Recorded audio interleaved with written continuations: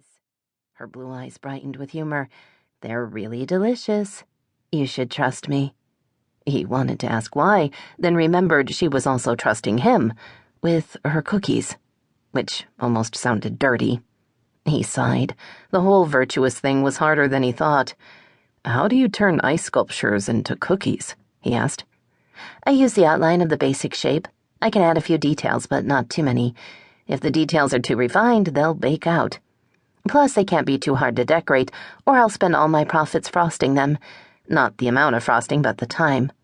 She held out the bag again. Sometimes I get a special order where I can really go to town, but the ice sculpture cookies are an experiment. We'll be selling them at the festival. In our kiosk. She was talking too quickly, almost nervously. The bag shook a little, and he instinctively grabbed it from her, then wondered if he shouldn't have. Shelby, why are you here? I want to talk to you. About cookies? No, I brought those because I'm nice. That made him laugh. Good to know. What do you want to talk about?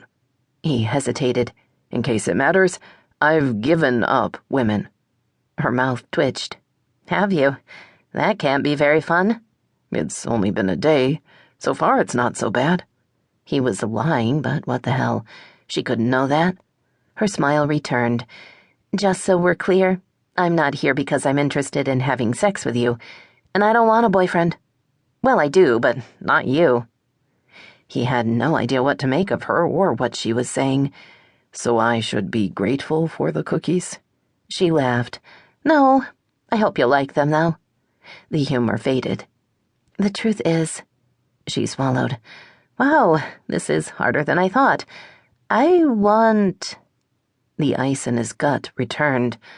Whatever it was, he wasn't going to like it. He told himself whatever it was, he would say no. He needed practice saying no, and this would be how he started. N-O. Easy enough. According to his mother, it had been one of his first words. I want us to be friends.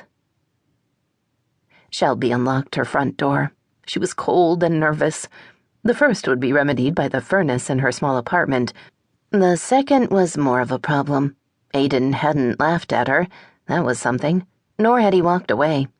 Instead, he'd thought for a long second before saying, Go on, which was when she'd suggested they talk at her place. Now she waited while he followed her inside. Her already tiny apartment seemed to shrink. She pulled off her hat and fluffed her bangs, then hung both coats on the rack by the front door. She turned and looked around her place, wondering what he saw, or thought. The apartment was newish, with big windows. From where she was standing, she could see the living room, the dining alcove, and most of the kitchen. All in all, the place was pretty ordinary, and she hadn't done that much decorating. She'd left the walls white and added a few posters. Most of them were of wildflowers or sunsets, but the one over the sofa was of Kipling screaming down a mountain. He was in perfect focus, with the background behind him a blur. Both skis were several inches above the ground. His expression was intense, his mouth straight. He'd won that race, and she'd been there to see it happen. The picture was one of her favorites. The rest of the room was less exciting. She had a navy plaid sofa with a single chair by the window. She'd found the simple maple dining table and chairs at a thrift store. Back the other way was the short hallway that led to her bedroom. There was also a decent-sized bathroom. Nothing fancy, but the place worked. The rent was reasonable, the neighbors quiet. She worked a lot of hours and didn't need any more.